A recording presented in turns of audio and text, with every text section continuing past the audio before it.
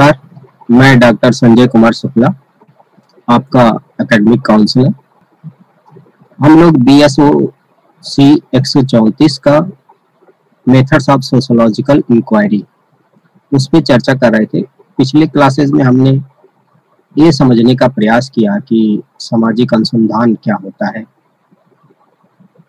अनुसंधान से संबंधित मेथड्स क्या होते हैं, पद्धति क्या होते हैं।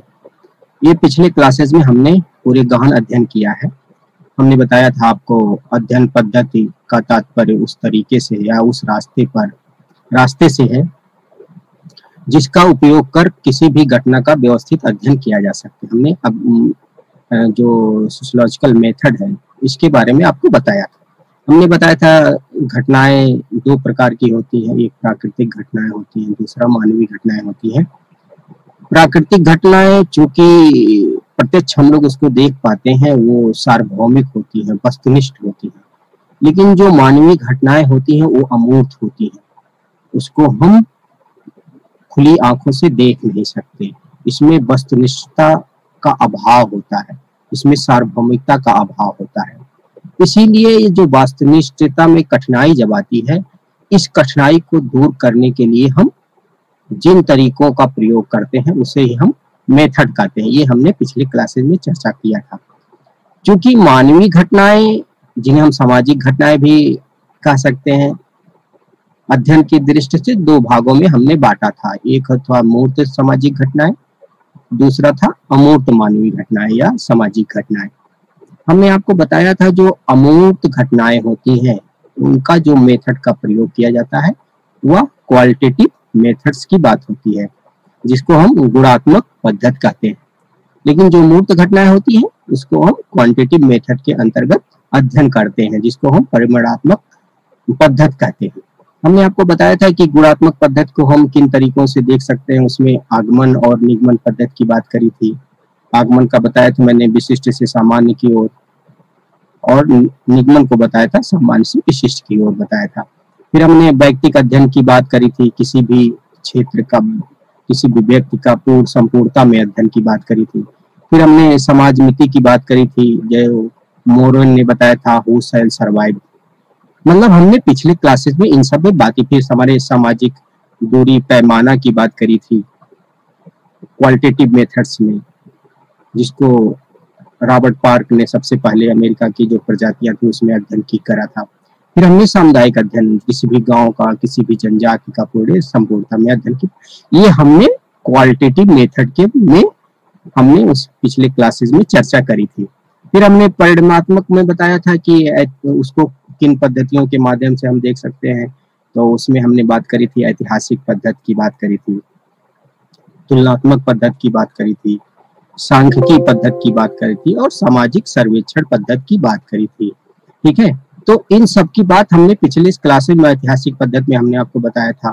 मॉर्गन ने जो परिवार का अध्ययन किया, टाइलर ने जो धर्म का अध्ययन किया था, दुर्खीम ने जो समाज का अध्ययन किया, अगस्ट कॉम्टे ने जो सामाजिक परिवर्तन का अध्ययन किया था, और मार्क्स का जो ऐतिहासिक भौतिकवाद है, वो ऐतिहासिक पद्धति के माध्यम से ही हमने बात करी थी। फिर हमने तुलनात्मक पद्धति की बात करी थी। तुलनात्मक पद्धति में मैक्स वेबर का धर्म और पूंजीवाद का संबंध जो था, और दुर्खीम ने तो तुलनात्मक समाजशास्त्र को समाजशास्त्र का शाखा ही नहीं माना, उसने तो पूरा समाजशास्त्र ही उसको माना था। और जो रेडक्लिफ ब्राउन का था मानव शास्त्र का अध्ययन तुलनात्मक समाजशास्त्र, तो इस पे हमने बात करी थी। फिर हमने सांख्यिकी पद्धति की बात करी थी। फिर हमने सामाजिक सर्वेक्षण की पद्धति की बात करी थी।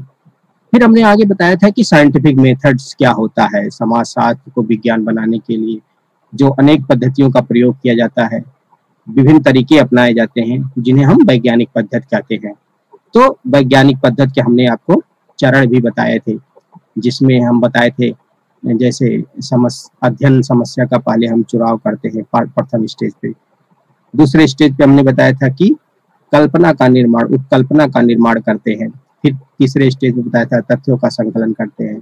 फिर बताए थे तथ्यों का व्यवस्थित आलेखन करते हैं। फिर तथ्यों का वर्गीकरण करते हैं, लास्ट में तथ्यों का सामान्यीकरण करते हैं। तो हमने ये साइंटिफिक मेथड में जो एक रूल होता है, एक हायरार्की होती है, उसको बताया था पिछले क्लासेस में। फिर हमने बताया था कि तथ्य संकलन कैसे किया जाता है। डाटा कलेक्शन जिसको बोलते हैं। फिर बताया था कि तथ्य होते क्या हैं, हमने आपको बताया था तथ्य वे सूचनाएं या आंकड़े हैं जिनके आधार पर हम किसी घटना का वैज्ञानिक निष्कर्ष निकालते हैं। मतलब तथ्य वे सूचनाएं या आंकड़े होते हैं जिनके आधार पर हम किसी घटना का वैज्ञानिक निष्कर्ष निकाल सकते हैं। तो हमने तथ्य दो प्रकार के बताए थे। पहला बताया था प्राथमिक तथ्य और दूसरा बताया था द्वितीयक तथ्य, primary data and secondary data. ठीक, तो प्राथमिक तथ्य को बारे में हमने बताया था जिनका संकलन शोधकर्ता स्वयं क्षेत्र में या फील्ड में जाकर इकट्ठा करता है फैक्ट्स को। ठीक है, और द्वितीयक जो सरकारी आंकड़े होते हैं, कोई दस्तावेज होती है, साहित्य होती है, पत्रिकाएं होती है, ये द्वितीयक तथ्य के अंतर्गत हमने बात करा था।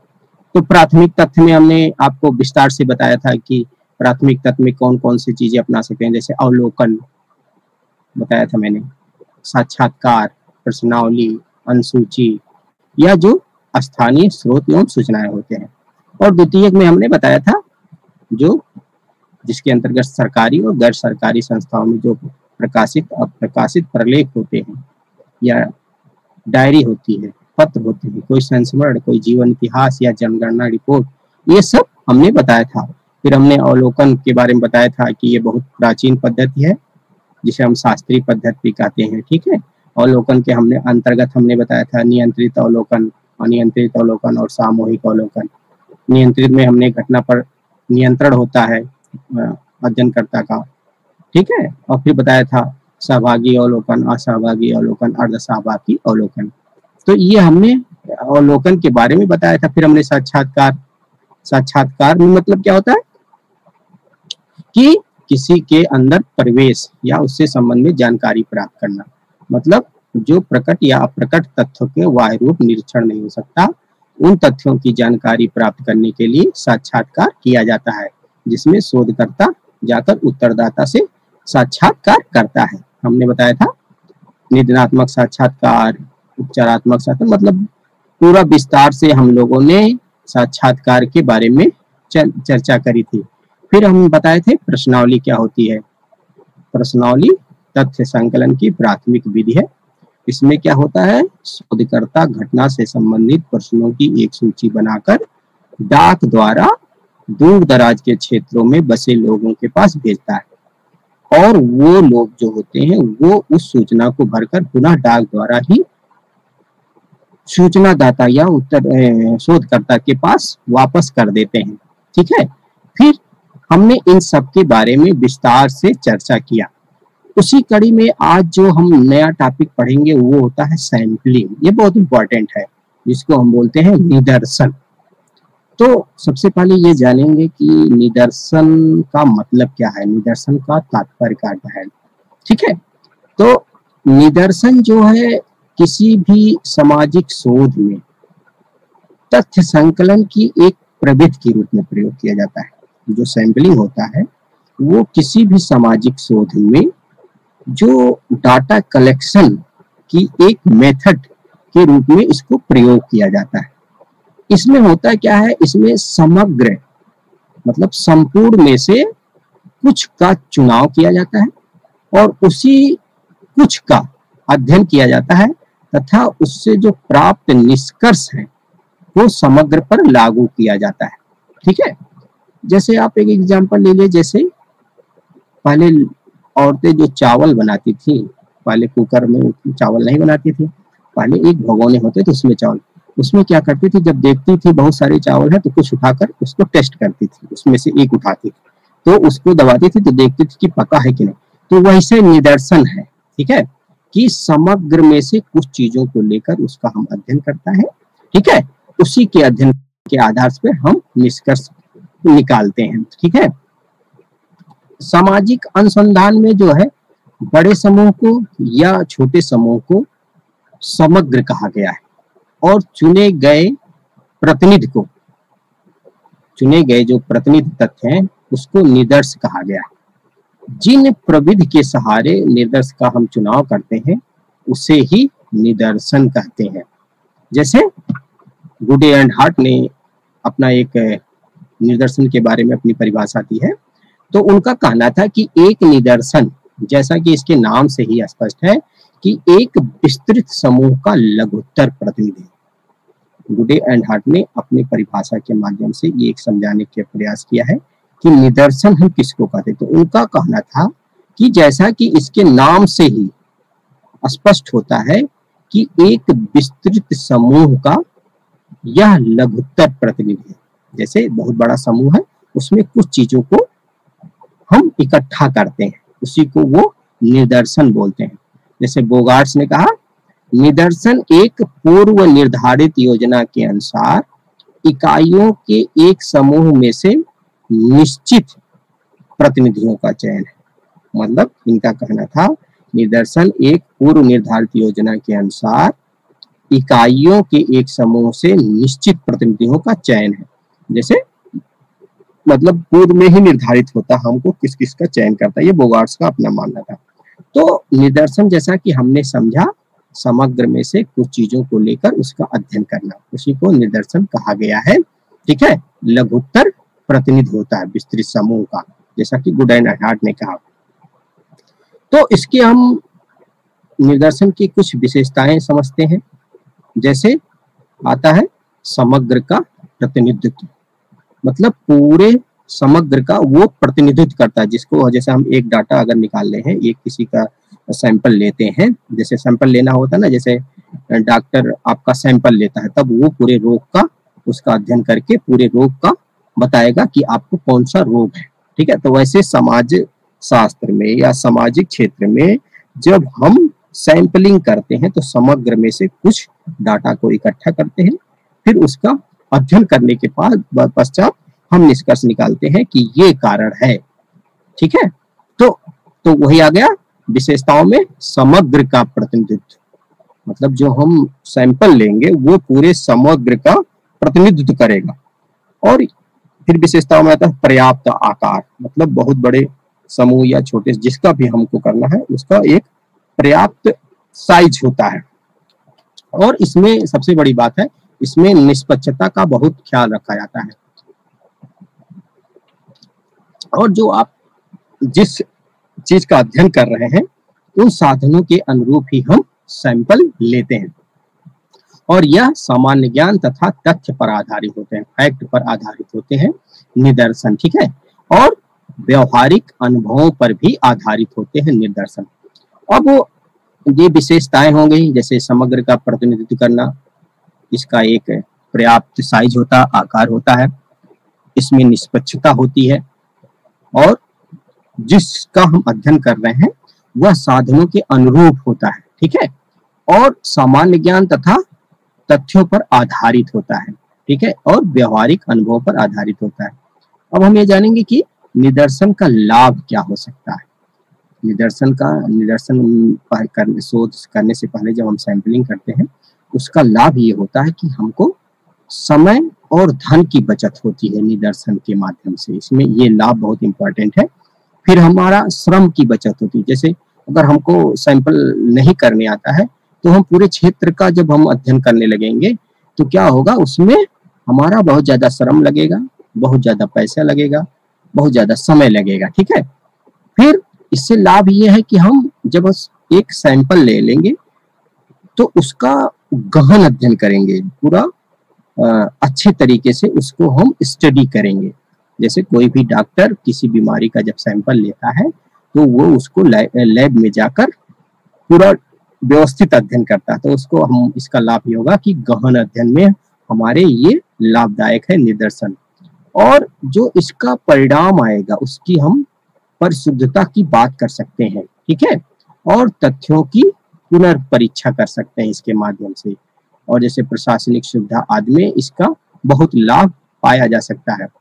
और संपूर्ण जनसंख्या का अध्ययन असंभव होता है इसमें, पूरे उसमें बात करें तो। अगर हम अध्ययन की दृष्टि से देखते हैं निदर्शन के बारे में तो इसको मुख्यतः हम लोग दो भागों में विभाजित करके समझ सकते हैं। अध्ययन की दृष्टि से निदर्शन को मुख्यतः दो भागों में विभाजित करके अच्छी तरीके से समझ सकते हैं। ये क्या होता है, प्रोबेबिलिटी सैंपलिंग जिसको हम बोलते हैं संभावित निदर्शन, और दूसरा क्या होता है, असंभावित निदर्शन। ठीक है, संभावित निदर्शन में, संभावित निदर्शन हुआ है जिसमें क्या होता है, समग्र की प्रत्येक इकाई के चुने जाने की संभावना होती है और जिसकी हम गणना कर सकते हैं। जो संभावित, जैसे कि नाम से ही आप लोगों को ज्ञात हो रहा है कि जो संभावित निदर्शन होता है, इसमें समग्र जो जिस समूह का हम अध्ययन करें उसमें प्रत्येक इकाई के चुने जाने की संभावना रहती है और जिसकी गणना हम कर सकते हैं। या अगर हम सरलतल बात करें तो संभावित निदर्शन में समग्र की प्रत्येक इकाई को चुने जाने का समान अवसर प्राप्त होता है। संभावित निदर्शन में समग्र की प्रत्येक इकाई को चुने जाने का समान अवसर प्राप्त होता है। अब जो संभावित निदर्शन है इसके अंतर्गत हम लोग जैसे दैव निदर्शन हुआ, क्रमबद्ध निदर्शन हुआ, स्तरीकृत निदर्शन हुआ, या गुच्छ निदर्शन हुआ, या बहुस्तरीय निदर्शन हुआ, या बहुपक्षीय निदर्शन हुआ, या क्षेत्र आधारित निदर्शन को इसमें हम लोग सम्मिलित कर सकते हैं। किसमें? संभावित निदर्शन में। कौन कौन से? दैव निदर्शन, क्रमबद्ध निदर्शन, स्तरीकृत निदर्शन, गुच्छ निदर्शन, या बहुस्तरीय निदर्शन, बहुपक्षीय निदर्शन, या क्षेत्र आधारित निदर्शन को हम लोग संभावित निदर्शन में सम्मिलित कर सकते हैं। फिर आता है असंभावित निदर्शन। अब इसमें क्या होता है, इसके अंतर्गत वे प्रविधियां आती हैं जिनमें किसी इकाई के चुने जाने की संभावना ना तो ज्ञात रहती है और ना ही उसका गणना की जा सकती। देखिए इसके नाम से भी छुपा है असंभावित, मतलब इसमें कोई ये जरूरी नहीं है हम कि समग्र में से ये ही इकाई चुनी जाएगी या इसका गणना ही किया। इस प्रकार जो असंभावित निदर्शन है इसमें निदर्शन त्रुटि का आकलन नहीं किया जा सकता। इस विधि में यह भी नहीं कहा जा सकता कि प्रत्येक इकाई का निदर्श में सम्मिलित होने की कुछ न कुछ संभावना अवश्य है। ठीक है, असंभावित निदर्शन में। अब असंभावित निदर्शन में कौन कौन से आ सकते हैं, जैसे अंश या कोटा निदर्शन, या उद्देश्यपूर्ण निदर्शन, या आकस्मिक निदर्शन, या उद्देश्यपूर्ण निदर्शन, या सुविधाजनक निदर्शन, या स्वयं चयनित निदर्शन, तथा स्नोबॉल निदर्शन। ठीक है, संभावित में दैव निदर्शन, ठीक है, क्रमबद्ध निदर्शन, स्तरीकृत निदर्शन, गुच्छ निदर्शन, बहुस्तरीय निदर्शन, या बहुपक्षीय निदर्शन, या क्षेत्र निदर्शन आता है।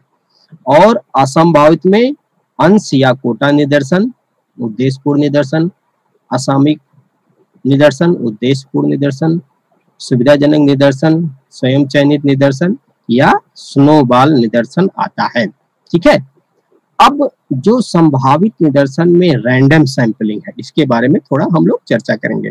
दैव निदर्शन जिसको बोलते हैं, ठीक है,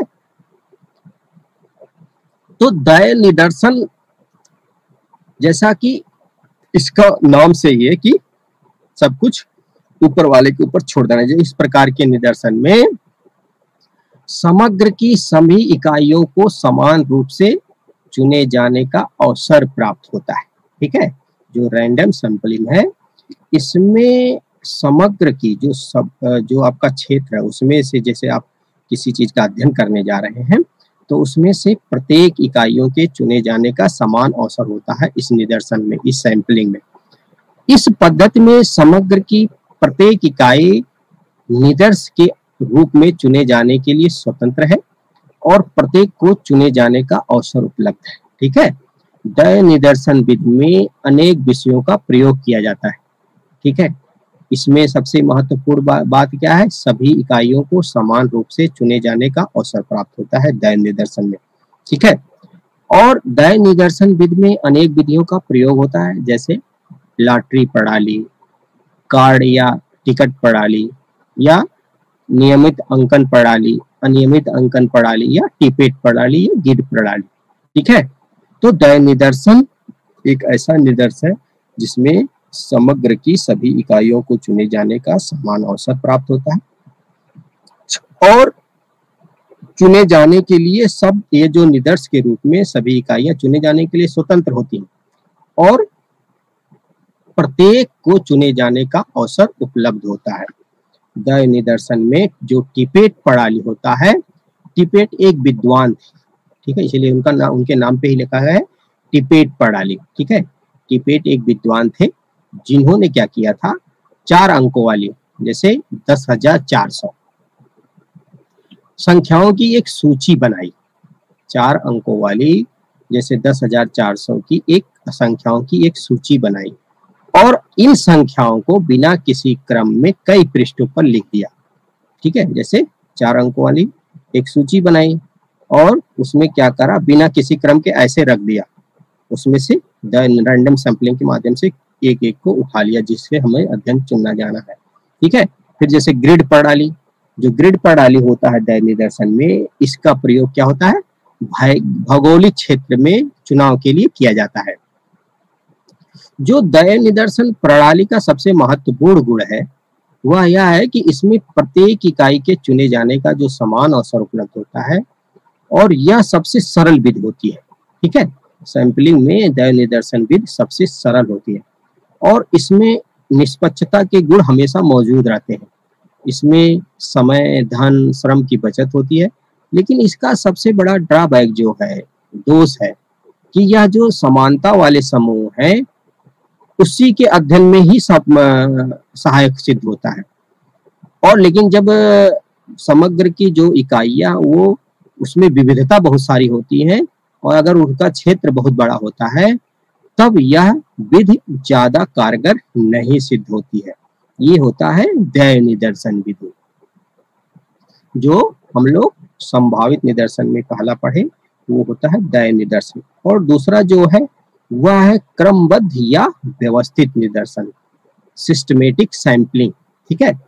इस पद्धति में क्या है कि यह भी दय निदर्शन के समान समग्र की सभी इकाइयों की सूची तैयार कर जाती है, ठीक है, जो क्रमबद्ध रूप में, व्यवस्थित रूप में एक सूची तैयार करके प्रत्येक इकाई को एक क्रमांक दे दिया जाता है, ठीक है।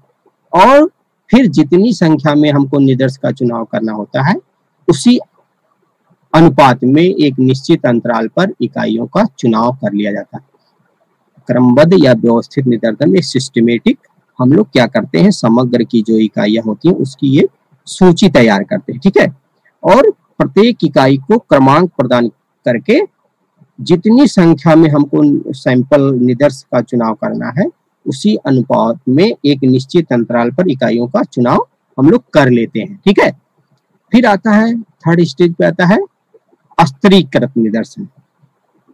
हमने ने पहला दय निदर्शन पढ़ा, दूसरा क्रमबद्ध या व्यवस्थित निदर्शन और तीसरा होता है स्तरीकृत निदर्शन, जो कि संभावित निदर्शन में ये इसके प्रकार है, ठीक है।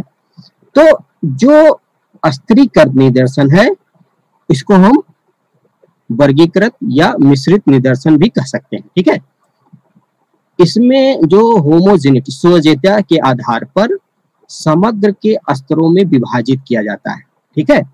इसमें एक सीक्वेंस के आधार पर जो समग्र है, जो पूरा डाटा है उसको एक स्तर, एक स्टार्टिंग मतलब स्तरीकृत स्ट्रैटिफाइड उसमें हम लोग क्या करते हैं, विभाजित करते हैं और उसके बाद क्या करते हैं, प्रत्येक वर्ग के स्तर से एक निश्चित संख्या का चुनाव दय निदर्शन विधि से किया जाता है। जैसे हम एग्जांपल लें अगर, तो किसी शहर में अगर हमें किसी शहर की जाति व्यवस्था का अध्ययन करना है तो हम क्या करेंगे, उस शहर में जो विभिन्न जातियां हैं उनको हम एक कैटेगरी में बांट देंगे, ठीक है, और प्रत्येक जाति से निदर्श का चुनाव दय निदर्शन विधि से करते हैं, ठीक है। स्तरीकृत निदर्शन में, जिसको हम वर्गीकृत या मिश्रित निदर्शन भी कह सकते हैं, उसमें समग्र को एक स्तर में बांट देंगे और उसमें एक एक डाटा को हम लोग हर इकाई से इकट्ठा कर लेंगे। जैसे अगर हमें किसी गांव या किसी शहर में जाति व्यवस्था का अध्ययन करना है तो हम क्या करेंगे, जातियों को एक एक क्रम में व्यवस्थित रूप में बांट देंगे और उसमें से प्रत्येक का सैंपल ले लेंगे। ठीक है। फिर आता है गुच्छ निदर्शन, जिसको बोलते हैं क्लस्टर सैंपलिंग। ठीक है। इसमें क्या होता है कि जब समग्र की इस इकाइयों को स्पष्ट करना कठिन हो जाता है और समग्र को विभिन्न इकाइयों के गुच्छ या समूह के रूप में विभाजित किया जा सकता है, तो इस प्रकार के निदर्शन का प्रयोग किया जाता है। इस विधि में हम लोग करते क्या है कि सबसे पहले डय निदर्शन विधि के माध्यम से समग्र को कई हिस्सों में या गुच्छों में बांट देते हैं या समूहों में विभाजित कर देते हैं, और फिर दूसरे चरण में क्या करते हैं, उन चुने हुए गुच्छों में से डय निदर्शन विधि के माध्यम से समग्र का हम लोग क्या करते हैं, चुनाव कर लेते हैं। ठीक है। स्तरीकृत एवं गुच्छ निदर्शन में प्रमुख अंतर जो हम लोग देखते हैं वो यह आया है कि गुच्छ निदर्शन में विभिन्न चरणों में विभिन्न निर्देश इकाइयों का चुनाव किया जाता है। ठीक है। विभिन्न चरणों में विभिन्न निर्देश इकाइयों का गुच्छ में चुनाव किया जाता है, जबकि स्तरीकृत निदर्शन में एक ही स्तर पर ऐसे चुनाव हो जाता है। हम लोग एक स्तर पे और गुच्छ में बांट देते हैं। ठीक है। फिर आता है मल्टी स्टेज सैंपलिंग, बहुस्तरीय निदर्शन। ठीक है। संभावित निदर्शन में फिर जो लास्ट आता है वह आता है बहुस्तरीय निदर्शन। ये भी इसमें क्या होता है, यह निदर्शन की वह विधि है जिसमें गुच्छ निदर्शन एवं स्तरित निदर्शन की विधियों को मिश्रित करती है। ठीक है। दोनों का मिश्रण है, गुच्छ का और स्तरीकृत का। जब बड़े क्षेत्र से निदर्श का चुनाव करना होता है तब इस विधि का उपयोग किया जाता है। जैसे पूरे भारत का, उससे अगर हमको सैंपल का चुनाव करना है, ठीक है, तो हमको बहुस्तरीय निदर्शन विधि का प्रयोग किया जाता है। अब इसमें होता क्या है कि पहले स्तर में बड़ी इकाइयों या प्राथमिक इकाइयों का चुनाव करते हैं। जैसे पहले हम ये भारत पूरे देश का चुनाव किया, फिर कुछ द्वितीय, फिर क्या करते हैं, हम द्वितीय चुनाव करते हैं। ठीक है। और इस तरह विभिन्न चरणों में इकाइयों का चुनाव करते हुए अंतिम चरण में अंतिम निर्देश इकाइयों का चुनाव करते हैं। इसकी प्रक्रिया कुछ निदर्शन में समान चलती है और प्रत्येक चरण में दय निदर्शन विधि का प्रयोग किया जाता है जब हमको डाटा कलेक्ट। जैसे एक एग्जाम्पल के माना, पहले स्तर पर भारत के कई राज्यों से, जैसे भारत में जो जितने राज्य हैं उसमें कई राज्यों से हम लोग क्या करते हैं, पहले स्तर पर 2 राज्यों का चुनाव करेंगे। ठीक है। जब बहुत बड़ा संख्या होगा, फिर दूसरे चरण में क्या करेंगे, कुछ जिलों का चुनाव करेंगे। ठीक। फिर तीसरे चरण में क्या करेंगे, कुछ प्रखंडों का चुनाव करेंगे, और फिर अंत में क्या करेंगे, 2 गांव का चुनाव करेंगे। ठीक है। ठीक है। इस क्रिया में कई चरण संपादित होते हैं, कई स्टेज होता है, इसलिए ही इसे बहुस्तरीय निदर्शन कहते हैं। फिर आता है, हम लोग ये बहुस्तरीय निदर्शन के बारे में बातें, मतलब कई स्तर होते हैं। भारत में राज्यों, जो राज्य है उसमें से 2 राज्य, फिर जिला, फिर विभागखंड, फिर गांव। ठीक है। फिर आता है बहुपक्षीय निदर्शन। संभावित निदर्शन में जो अगली स्टेज है वो है बहुपक्षीय निदर्शन। इस प्रकार के निदर्शन में, जैसा कि नाम से ही स्पष्ट है, कि बहुत सारे पक्ष होते हैं। इसमें क्या होता है, कुछ सूचनाएं पूर्ण समग्र से संकलित की जाती हैं और प्रतिदर्श उपनिदर्श का निर्माण किया जाता है। जब केवल एक ही उपनिदर्श होता है तब इसे दोहरा निदर्श या द्विपक्षीय निदर्श कहते हैं। यह बहुस्तरीय निदर्शन से भिन्न है, क्योंकि बहुस्तरीय निदर्शन विधि में प्रत्येक चरण में विभिन्न प्रकार की निदर्श इकाइयों, जैसे राज्य, जिला, प्रखंड, गांव का चुनाव किया जाता है। किंतु जो बहुपक्षीय निदर्शन में एक ही प्रकार के निदर्शन इकाइयां होती हैं, केवल कुछ इकाइयों से कुछ अधिक सूचनाएं संकलित की जाती हैं, ये बहुपक्षीय में। ठीक है। बहुस्तरीय में हमने क्या करा, राज्य, जिला, बहुखंड, ठीक है, गांव, इस टाइप में बांटा। लेकिन बहुपक्षीय में क्या करें, हर पक्ष से कुछ कुछ इकाइयों को हम लोग इकट्ठा करते हैं। ये संभावित निदर्शन में ही हम लोग पढ़ रहे हैं अभी। फिर आता है क्षेत्र, एरिया सैंपलिंग। इस विधि में भी सबसे पहले हम लोग क्या करते हैं, समग्र को छोटे छोटे क्षेत्रों में विभाजित करते हैं, फिर उन क्षेत्रों को अध्ययन के लिए किसी निश्चित क्षेत्र का चुनाव करते हैं, फिर उस क्षेत्र के निवासियों का अध्ययन करते हैं। इसके लिए दय निदर्शन के ग्रिड प्रणाली का उपयोग करते हैं, क्योंकि ग्रिड प्रणाली क्या होता था, भौगोलिक क्षेत्र की बात करता था। ठीक है, तो हमने जो बात करी जो संभावित निदर्शन है, उसमें हमने बात करी दय निदर्शन, जिसमें समग्र की संपूर्ण इकाइयों के चुने जाने की समान अवसर होता है। क्रमबद्ध एवं व्यवस्थित स्तर की बात करी, इसमें निदर्शन में जो समान या सर्वप्रथम समग्र की एक सूची बनाई जाती है और उस सूची को क्रमांक प्रदान किया जाता है। फिर स्तरीकृत निदर्शन, इसमें एक स्वजातीय आधार पर समग्र को स्तरों में विभाजित किया जाता है। फिर गुच्छ निदर्शन, गुच्छ निदर्शन में से कुछ गुच्छों कुछ उसको हम लोग दय निदर्शन की विबंधन में इकट्ठा करते हैं। ठीक है, फिर आता है स्तरीकृत निदर्शन और बहुस्तरीय निदर्शन, फिर आता है बहुपक्षीय निदर्शन, फिर आता है क्षेत्र निदर्शन। ये हमने बात करी किसमें, संभावित निदर्शन में हमने इसको जाना। ठीक, अब आता है असंभावित निदर्शन। ठीक, असंभावित निदर्शन में उद्देश्यपूर्ण, पहले स्तर पे आता है उद्देश्य पर्पजिव सैंपलिंग।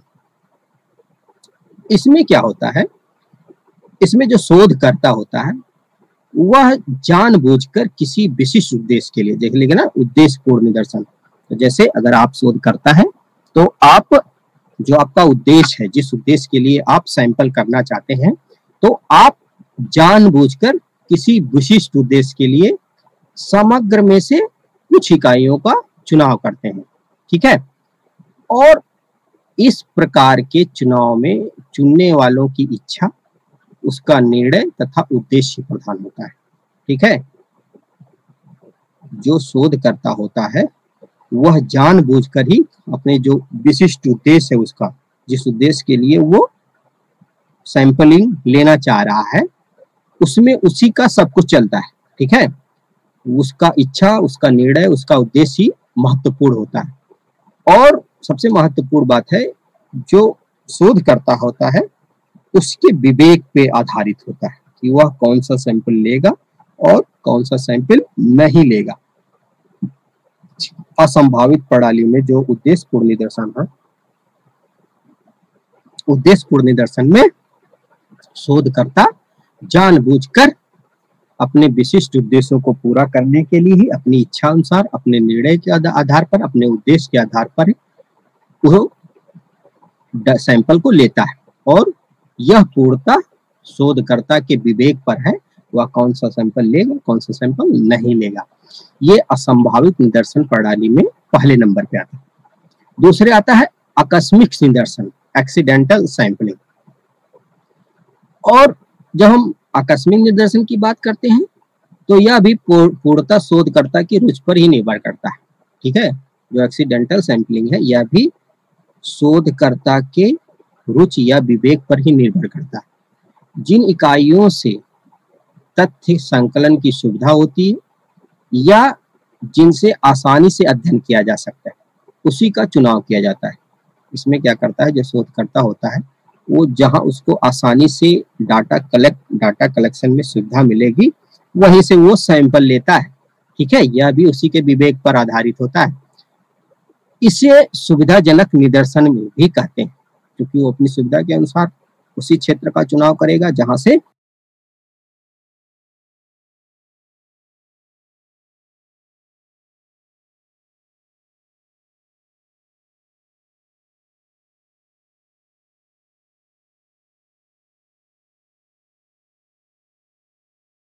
डाटा या सैंपल लिया जा सके। ठीक है, जब समग्र की सूची उपलब्ध ना हो, जैसे बहुत सारी जब आप शोध करेंगे, शोध फील्ड में जाएंगे तो आपको देखेंगे बहुत सारी समस्याएं आएंगी। ठीक है, तो इसमें होता क्या है कि आपको कोई सूची उपलब्ध नहीं है, समय और धन की कमी है, इकाइयां भी अस्पष्ट हैं, तब यह विधि शोधकर्ता अपनाता। कौन सी विधि?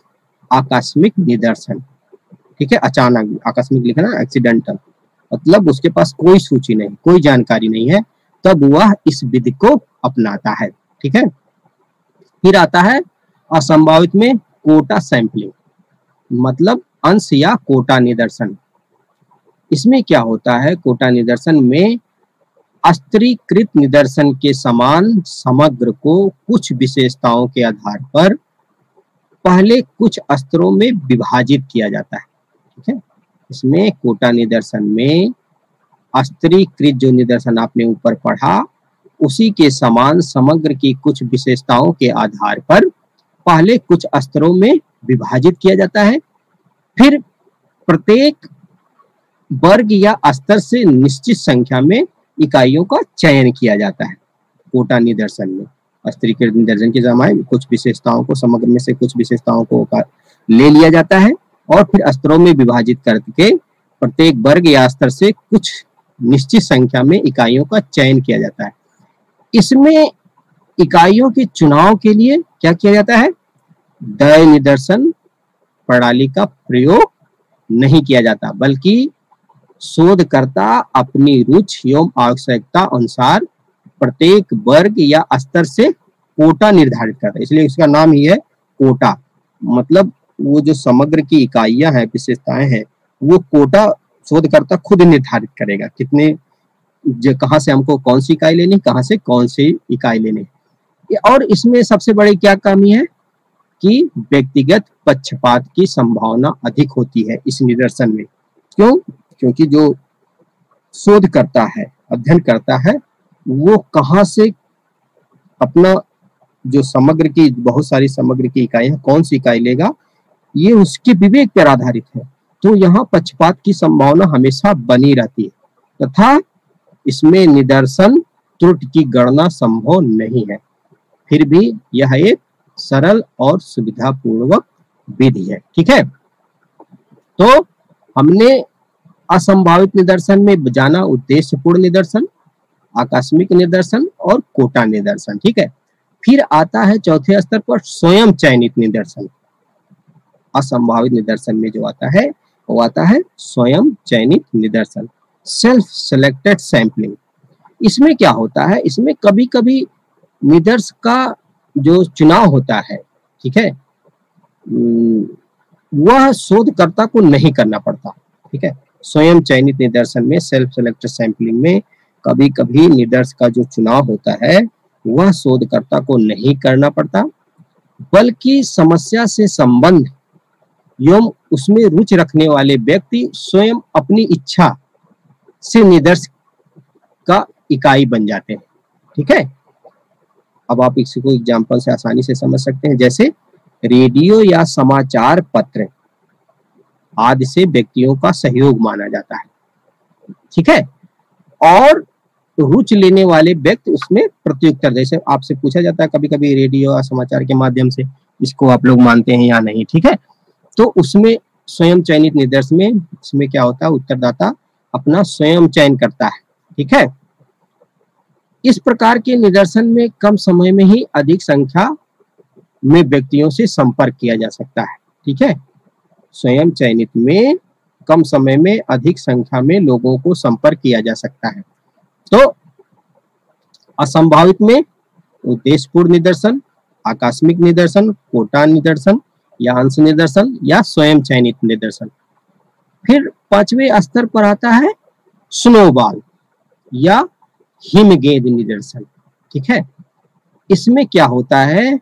इसमें जो सूचना दाताओं की संख्या क्या है, धीरे धीरे इसमें बढ़ती जाती है।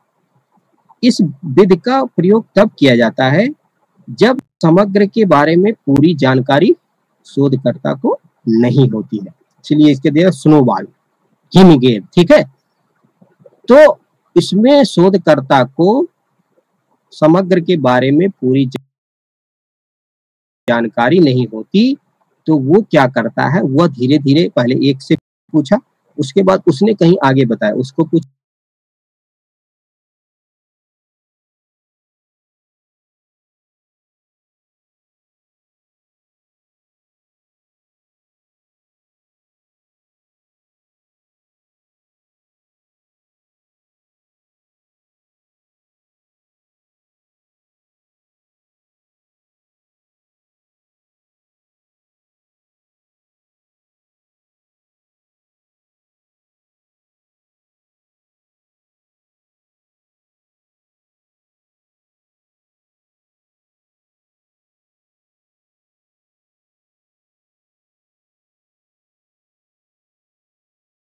जानकारी नहीं होती तो वो क्या करता है, वह धीरे धीरे पहले एक से पूछा, उसके बाद उसने कहीं आगे बताया, उसको पूछा, धीरे धीरे करके क्रम में आगे बढ़ते जाता है। ठीक है, यह वेद हिमगेद की उपमा पर आधारित है। जैसे लिखा ना हिमगेद, जिसमें होता है ना बर्फ के ढेले को बार बार मिलाकर जैसे गोला किया जाता है, वैसे वैसे जैसे थोड़ा बर्फ मिला इतना करा है तो गोला बने, फिर ऐसे ऐसे बढ़ता जाता है, तो वैसे ही है, इसलिए इसको हिमगेद का उपमा दिया, स्नोबॉल। ठीक है, इस विधि में क्या होता है, शोधकर्ता सर्वप्रथम उन व्यक्तियों से साक्षात करता है जिनसे वह परिचित होता है। जैसे आपका कोई जानने वाला है, उससे आप थोड़ा बातचीत कीजिए, ठीक है, आप उससे परिचित हैं, तो उस विषय से संबंधित कुछ जानकारी उसके पास अगर होती है तो आपको देता है। तो ऐसे व्यक्तियों से संपर्क स्थापित करने के बाद उनके द्वारा कुछ व्यक्तियों का नाम बताया जाता है। तो आपने एक से संपर्क किया तो उसने कुछ और व्यक्तियों के नाम बताया कि इस संबंध के बारे में आप उनसे पूछ सकते हैं। ठीक है, और इस प्रकार धीरे धीरे करके आकार बढ़ जाता है और यह भी किसी प्रकार के दंगे फसाद के बारे में जानकारी प्राप्त करने में उपयोगी सिद्ध होती है स्नोबॉल में। ठीक है, तो हम लोगों ने संभावित में हमने बात करी दय निदर्शन, क्रमबद्ध निदर्शन, त्रिकृत निदर्शन, गुच्छ निदर्शन या बहुस्तरीय निदर्शन या बहुपक्षीय निदर्शन या क्षेत्र निदर्शन, ये हमने संभावित में बात करी। फिर हमने असंभावित में बात करी उद्देश्यपूर्ण निदर्शन, आकस्मिक निदर्शन, अंश या कोटा निदर्शन, स्वयं चयनित निदर्शन या स्नोबॉल निदर्शन। ठीक है, अब हमने ये निदर्शन के बारे में जाना। ठीक, अब निदर्शन में सैंपलिंग डाटा करने में कुछ त्रुटियां आती हैं, एरर, जिसको बोलते हैं सैंपलिंग एरर। ठीक है, तो वो त्रुटि कौन कौन सी हो सकती है? तो जब समग्र से निदर्श का चुनाव किया जाता है, जब पूरे एक समग्र से किसी डाटा सैंपल का चुनाव किया जाता है, तो ये माना जाता है कि समग्र की सभी विशेषताएं इस निदर्श में होंगी। ठीक, जैसे अगर हम किसी बर्तन से एक चावल उठाकर देखते हैं तो देखते हैं कि वो पका है नहीं पका है, तो हम ये मानकर चलते हैं कि ये जो पूरे चावल का गुण है उसमें इसमें भी विशेषताएं हैं, ये पूरे समग्र का प्रतिनिधित्व करता है, ये माना जाता है। ठीक है, सैंपलिंग त्रुटि में क्या प्रॉब्लम आती है, जब हम समग्र से निदर्श का चुनाव करते हैं तो हम ये मानते हैं कि समग्र की सभी विशेषताएं इस निदर्श में भी होंगी, जो पूरा चावल है बर्तन में उसकी जो विशेषताएं इसमें भी होंगी, जो सैंपल हमने उठाया। किंतु होता क्या है, जब वास्तविक रूप में निदर्श निकाला जाता है तो इसके चयन में दो मुख्य प्रमुख त्रुटियां आने की संभावना रहती है। हमने तो एक उठा लिया, ठीक, समग्र से सैंपल ले लिया, लेकिन जब वास्तविक रूप में निदर्श निकाला जाता है, जब हम ब्लास्ट में करते हैं, तो इसके चयन में दो प्रमुख त्रुटियां आने की हमेशा संभावना रहती है।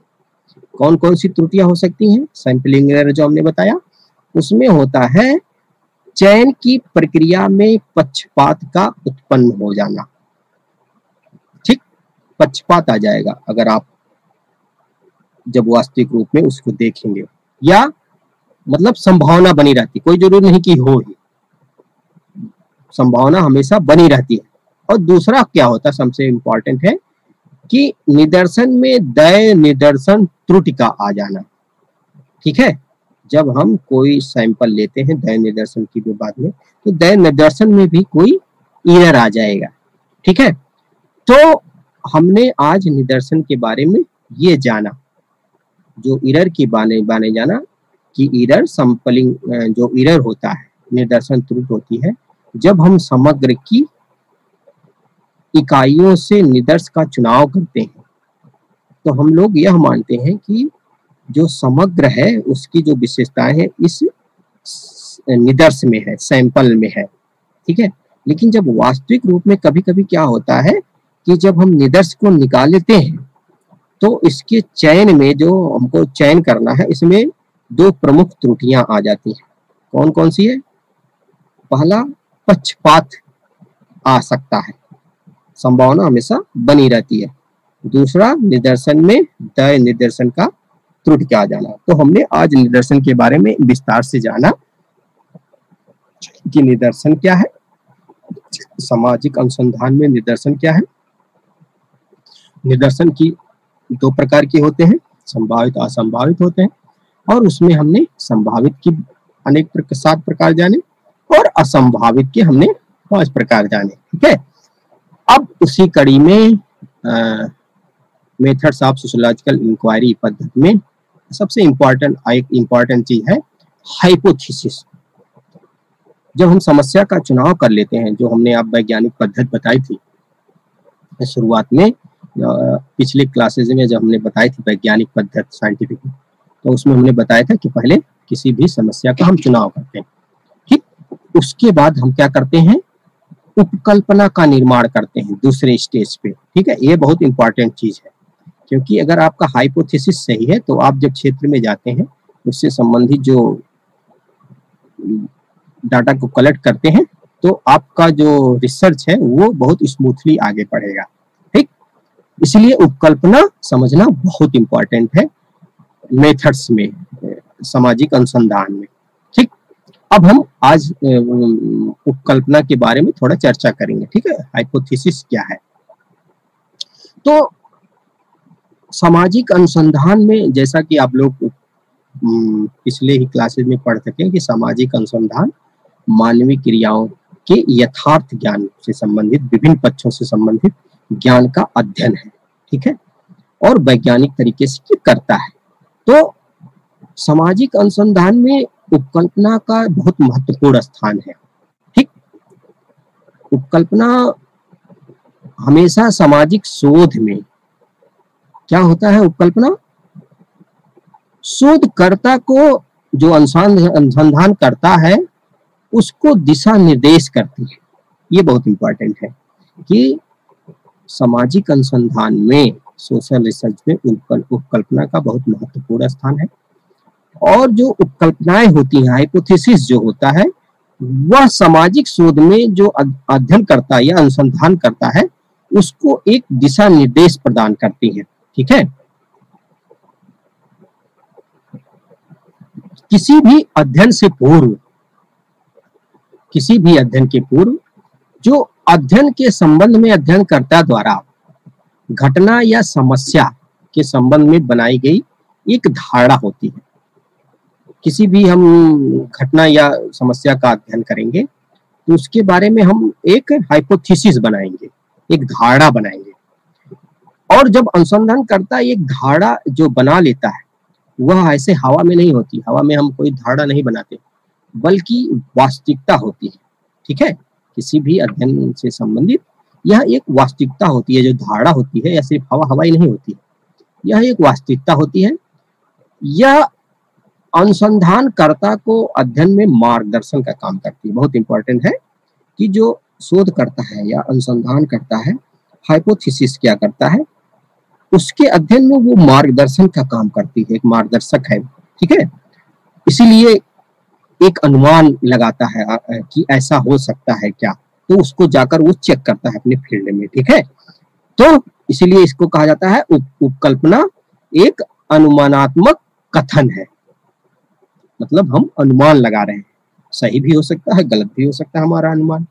ठीक है, तो इसीलिए उपकल्पना, हाइपोथेसिस सामाजिक अनुसंधान में अध्ययनकर्ता को या शोधकर्ता को या अनुसंधानकर्ता को एक मार्गदर्शन प्रदान करता है, एक दिशा निर्देश का काम करता है।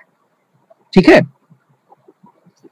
और जब हम कोई अध्ययन कर रहे हैं किसी विषय पे, तो उसके बारे में अनुसंधानकर्ता एक धारणा बनाता है, और यह धारणा वास्तविकता पर आधारित होती है, ना कि हवाई। ठीक है, तो उसी संबंध में जैसे बहुत सारे समाजशास्त्रियों ने हाइपोथेसिस के बारे में बताया, तो जैसे लुंडबर्ग एक समाजशास्त्री, उन्होंने कहा उपकल्पना एक काम चलाओ निष्कर्ष है जिसकी सत्यता की परीक्षा अभी बाकी है।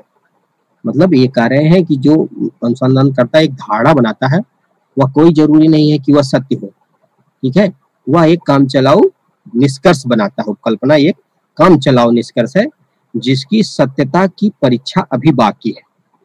ठीक है, वो फील्ड में जाकर परीक्षा करेगा उपकल्पना, लेकिन पहले बना लेगा वो। ठीक, वो सही भी हो सकता है और गलत भी हो सकता है। इसीलिए लुंडबर्ग महोदय ने कहा यह एक काम चलाओ निष्कर्ष है जिसकी सत्यता की जांच अभी बाकी है। और यह सत्यता की जांच कौन करेगा?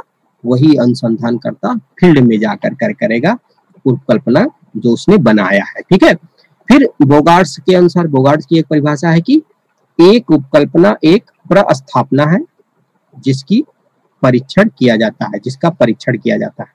मतलब एक आप बना लेते हैं, उसका फील्ड में जाकर आप एक प्रस्थापना बना लेते हैं, फिर उसका आप फील्ड में जाकर क्या करते हैं? जांच करते हैं। ठीक है, तो उपकल्पना एक काम चलाओ निष्कर्ष है जिसकी सत्यता की परीक्षा अभी बाकी है, यह लुंडबर्ग ने कहा। तो अब कुछ विशेषताएं भी हो सकती हैं उपकल्पना की। ठीक है, उपकल्पना सामाजिक शोध को आसान बनाने के लिए स्वयं उसी द्वारा घटना के संबंध में बनाई गई एक धारणा है। ठीक है, उपकल्पना से हमारा जो अनुसंधान है वो आसान बन जाता है, हम उसी दिशा में सोचना शुरू कर देते हैं। जब हम फील्ड में जाते हैं तो उसी से संबंधित बहुत सारे जो हमारे क्वेश्चन होते हैं, ठीक, उसको हम लोग चेक करते हैं। वो सही भी हो सकते हैं, आपकी हाइपोथेसिस, आपकी धारणा, और गलत भी हो सकती है। तो उपकल्पनाओं की जो विशेषताएं हैं, इसमें अस्पष्टता होती है, प्रयोग सिद्धता होती है, विशिष्टता होती है, उपलब्ध प्रविधियों से संबंध होता है और सरलता होती है। ठीक है, ये विशेषताएं इसकी कुछ महत्वपूर्ण है। अब वो उपकल्पना के टाइप्स भी हो सकते हैं, प्रकार भी बहुत सारे हैं। ठीक है, विद्वानों ने विभिन्न प्रकार के अपने माध्यम से अनेकों प्रकार बताए हैं। तो जैसे आता है वर्णनात्मक उपकल्पना। ठीक, इसमें क्या होता है, कुछ जो उपकल्पनाएं होती है घटना की विशेषता एवं विवरण से संबंध होती है। ठीक है, जैसे अगर हम माने भारत की 70% जनसंख्या या 80% जनसंख्या कृषि रोजगार पर आश्रित है, या भारतीय ग्रामीण जनसंख्या का 70 या 80% अशिक्षित है। ये उपकल्पनाएं घटना से सहसंबंध के बारे में ना होकर उनकी विशेषताओं या विवरण प्रस्तुत करती है। ठीक है, इन्हें इसलिए हम क्या कहते हैं? डिस्क्रिप्टिव, वर्णनात्मक उपकल्पना। जैसे अगर हम रोजगार या गांव से संबंधित अध्ययन करना चाहते हैं तो हम एक उपकल्पना जब बनाएंगे तो उसकी घटनाओं से संबंधित जो विशेषताएं हैं या वितरण है, जैसे हम रोजगार के बारे में बताएं तो बताएंगे कि 70-80% जनसंख्या अभी भी भारत में कृषि पर आधारित है, या गांव में 70 या 80% जनसंख्या अशिक्षित है। इसको हम वर्णनात्मक उपकल्पना कहेंगे। ठीक है, क्यों? क्योंकि यह घटना की विशेषताएं एवं वितरण से संबंध होती है। ठीक है, फिर आता है संबंधात्मक उपकल्पना, रिलेशनल हाइपोथेसिस। इसमें क्या होता है?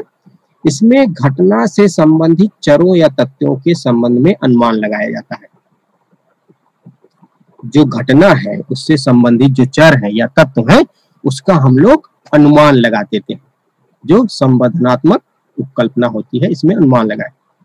इसमें दो तत्वों के संबंधों को रेखांकित किया जा सकता है, जैसे राजनीति और अपराधी का संबंध, ठीक है, या जाति एवं राजनीति का संबंध, या शिक्षा एवं सामाजिक गतिशीलता का संबंध, सामाजिक एकीकरण का आत्महत्या की दर विपरीत संबंध, या इसी प्रकार के बहुत सारे संबंधों के बारे में हम उपकल्पनाएं बना सकते हैं। ठीक है, तो जैसे अगर हम राजनीति और अपराध का संबंध देखना चाहेंगे तो हम उसी संबंध से उपकल्पनाएं बनाएंगे। ठीक है, फिर आता है कारणात्मक उपकल्पना।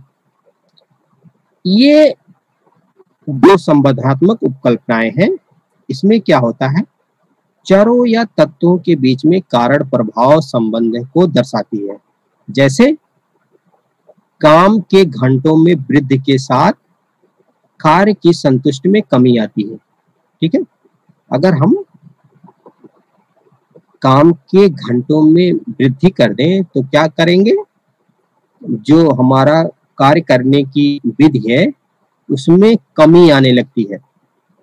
इस प्रकार की उपकल्पना। उच्च शिक्षा प्राप्त व्यक्ति अधिक गतिशील होता है, ये भी उपकल्पना बन सकती है कारणात्मक में, जिसमें कार्य कारण संबंध को हम लोग देखते हैं।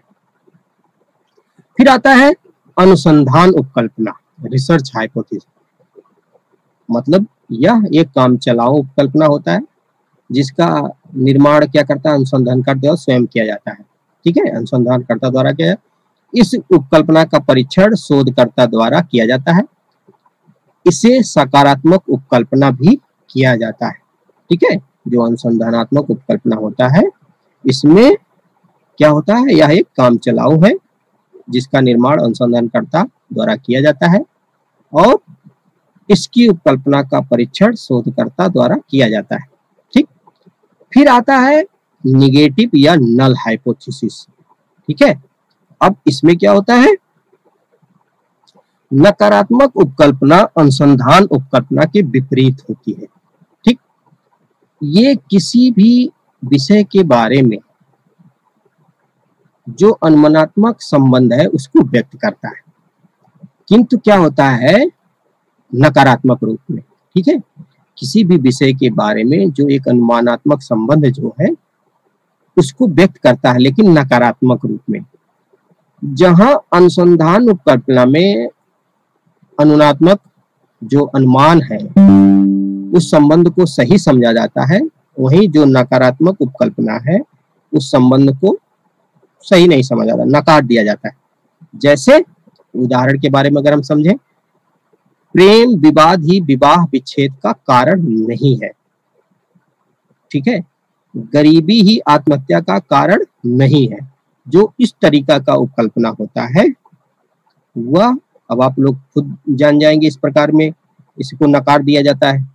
जैसे जो प्रेम विवाह है या प्रेम में जो विवाद है वह विवाह विच्छेद का कारण नहीं है, नकारात्मक है ही है, अपने आप में ही नकारात्मक उपकल्पना है। या गरीबी ही आत्महत्या का कारण नहीं है। और आप लोग जानते हैं कि आप जैसे महाराष्ट्र उस क्षेत्र में जो गरीब किसान आत्महत्या करते हैं, ठीक है, तो गरीबी महत्वपूर्ण कारण है, लेकिन ये नकारात्मक है, चूंकि नकारात्मक उपकल्पना है, नकार दिया जाता है चीजों को। ठीक है, फिर आता है सांख्यिकी उपकल्पना। जब अनुसंधान उपकल्पना को गणितीय रूप में व्यक्त किया जाता है तो यह सांख्यिकी उपकल्पना कहलाता है। जैसे अगर हम बात करें कि का की आयु खा से अधिक है, यह अनुसंधान उपकल्पना हो गई।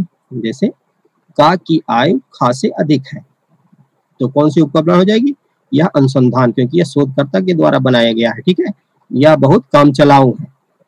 फिर का व खा की आयु में कोई अंतर नहीं। ठीक, मतलब ये सांख्यिकी रूप में गणना करेंगे तब उसको हम सांख्यिकी उपकल्पना कहेंगे। जैसे हम बात करें का और खा की आयु में कोई अंतर नहीं, तो यह कौन सी उपकल्पना हो जाएगी, यह हो जाएगी नकारात्मक उपकल्पना।